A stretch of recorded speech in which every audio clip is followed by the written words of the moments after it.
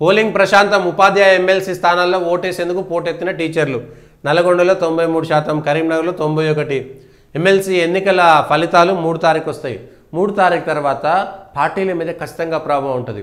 చిన్నయే ఎన్నికలు అనుకోవచ్చులే కానీ ప్రజల్లో, ఎందుకంటే 2-3 ఎగ్జాంపుల్స్ ఉంటాయి. 2018 నుంచి 2023 దాకా. 2018లో టీఆర్ఎస్ అధికారంలోకి వచ్చింది. 2023లో కోల్పోయిన తర్వాత ఆ మధ్యలో జరిగినటువంటి ఉప ఎన్నికల్లో అయితే బీఆర్ఎస్ గెలిచింది, లేకపోతే బీజేపీ మాత్రమే గెలిచింది. దుబ్బాక ఉప ఎన్నికల్లో భారతీయ జనతా పార్టీ గెలిచిన తర్వాత ఒక్కసారిగా రాష్ట్రంలో వాతావరణం మారిపోయింది, వేడెక్కింది. కాంగ్రెస్ వాళ్ళు, బీఆర్ఎస్ వాళ్ళు ఎక్కడ అసంతృప్తిగా ఉన్న అందరు నాయకులు బీజేపీలోకి వచ్చి చేరిపోయారు. మొత్తం అందరూ, చాలామంది నాయకులు బీజేపీలోకి వచ్చి చేరిపోయారు. ఈటల రాజేందర్ గెలిచిండు, రఘునందన్ రావు గెలిచిండు, లేకపోతే బై ఎలక్షన్స్లో అక్కడ ఎక్కడ చూసినా BJP versus local body elections, Warangal municipality corporation, Nizamabad corporation, GHMC corporation, ఆ దుబ్బాక ఎన్నికల తర్వాత తెలంగాణ మొత్తం బీజేపీ అనే విధంగా వచ్చింది. సరిగ్గా ఎన్నికలకు 2-3 నెలల ముందు కవిత అరెస్ట్ కాలేదన్న ఒక్క కారణం చేత ఒక దెబ్బకి మొత్తం వాతావరణం మారిపోయింది. 4 ఏళ్ళు 5 ఏళ్ళు బీజేపీ వచ్చేది అధికారంలోకి ఉంటుంది అనేటువంటి విధంగా చర్చ జరిగిన తర్వాత 3 ఏళ్లలో నిలబడ్డదాన్ని 3 నెలల్లో మునిగిపోయింది బీజేపీ. ఒక్క ఎన్నిక కూడా గెలవలేదు కాంగ్రెస్.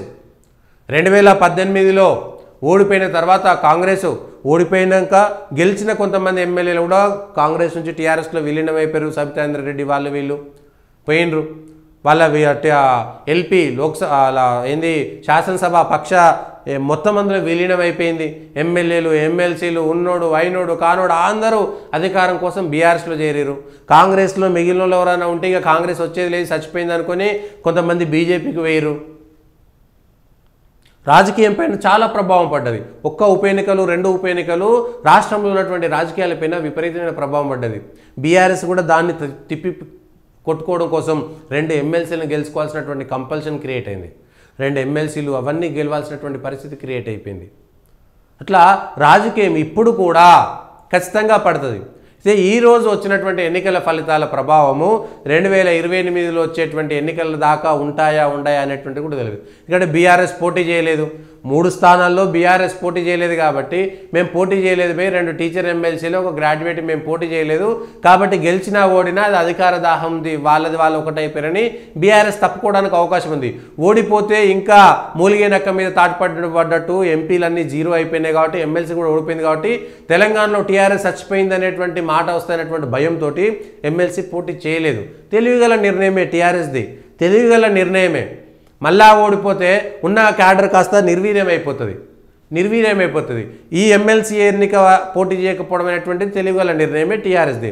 ఇక భారతీయ జనతా పార్టీ ఉత్తర తెలంగాణకు సంబంధించినటువంటి దగ్గర 7 ఎమ్మెల్యేలు, 4 ఎంపీలు, కేంద్ర మంత్రి అక్కడే ఉన్నారు, ఇంకో కేంద్ర మంత్రి సరే హైదరాబాద్ ఉన్నా, అందరు ఉన్నా సరే తెలంగాణలో, ఉత్తర తెలంగాణలో బలంగా ఉంది.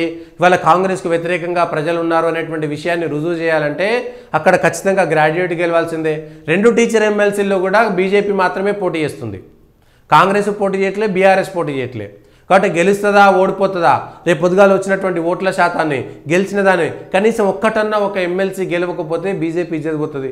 మొత్తం మేమే ప్రత్యామ్నాయం, మేమే ఇంతమంది 3 చోట్ల మీరే పోటీ చేసారు కదా, ఏమైంది, ఓట్లు ఏమైంది, సీట్లు ఏమైంది, ఆ తర్వాత ఏంది, అక్కడే మీకు ఎమ్మెల్యేలు ఎక్కువ ఉన్నారు కదా, ఉన్న ఎమ్మెల్యేలంతా అక్కడే ఉన్నారు, ఎంపీలంతా అక్కడనే ఉన్నారు, కాబట్టి మీరంతా ఏం చేశారు అనేటువంటి ప్రశ్న వస్తుంది. ఏ ఒక్కటి గెలవపోయినా బీజేపీ పైన కూడా ప్రజల్లో అనుమానం, బీజేపీది ఏముంటుంది అనేటువంటి మాట. టీచర్ ఎమ్మెల్సీల్లో కాంగ్రెస్ పోటీ చేయలేదు కాబట్టి వాళ్ళకి ఏ సంబంధము లేదు. ఎవరో ప్రైవేట్ వాళ్ళు గెలిచారు, మా సంబంధం లేదు. గెలిచిన వాళ్ళు సహజంగా కాంగ్రెస్ కంటగా అవుతారు, 4 పనులు చేయించుకుంటారు, క్లోజ్ అయిపోతుంది. కానీ గ్రాడ్యుయేట్స్ సంబంధించి పట్టభద్రుల ఎమ్మెల్సీలలో ఇటు కాంగ్రెస్కు బీజేపీకి మధ్య పోటాపోటీ ఉంటుంది. ఇప్పుడు 2 రుజువు చేసుకోవాలి. బీఆర్ఎస్ చచ్చిపోయింది, పోటీ చేయడానికి దమ్ము లేదు, మేము మీరే పోటీ చేస్తున్నాం కాబట్టి 2 జాతీయ పార్టీల మధ్యనే పోటీ ఉంటుంది అనేటువంటి విషయాన్ని రుజువు చేసుకోవాలి. బీజేపీ గెలవకపోతే బీజేపీది గతంలో గాలివాటం మాత్రమే, కాంగ్రెస్కు మాత్రమే గెలిచేటువంటి సత్తా ఉందనేటువంటిది ఉంటుంది. బీజేపీ కాంగ్రెస్ కాకుండా 3వ వ్యక్తి ఎవరైనా ఇండిపెండెంట్ బీఎస్పీ అతను గెలిచిరనుకోండి, 2 పార్టీల మీద వ్యతిరేకత ఉన్నది. ప్రజలు ఇంకో మూడో ప్రత్యామ్నాయాన్ని కోరుకుంటున్నారనేటువంటి విషయం ప్రజల్లోకి పోతుంది. ఆ మూడో ప్రత్యామ్నాయం కూడా రేపు టీఆర్ఎస్ మళ్ళీ చెప్పుకోవడానికి అవకాశం దొరుకుతుంది. చూసిరా, టీఆర్ఎస్ మీద ప్రేమ ఉన్నది, కాంగ్రెస్కి వేయలేక బీజేపీకి వేయలేక మా అభిమానులందరూ కూడా మూడో ప్రత్యామ్నాయాన్ని గెలిపించుకున్నారనేటువంటిది ఇట్లా 3 పార్టీల మీద కూడా ప్రభావం పడుతుంది.